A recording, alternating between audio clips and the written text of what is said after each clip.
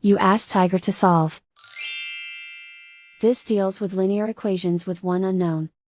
The final result is x equals -10.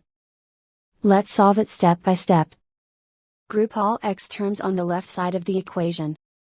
Subtract 6x from both sides. Group like terms. Simplify the arithmetic. Group like terms. Simplify the arithmetic.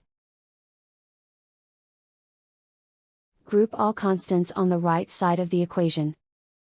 Add 4 to both sides. Simplify the arithmetic.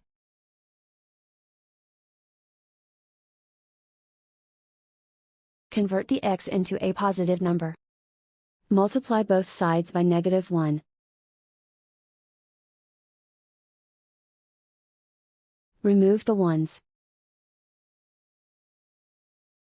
Simplify the arithmetic.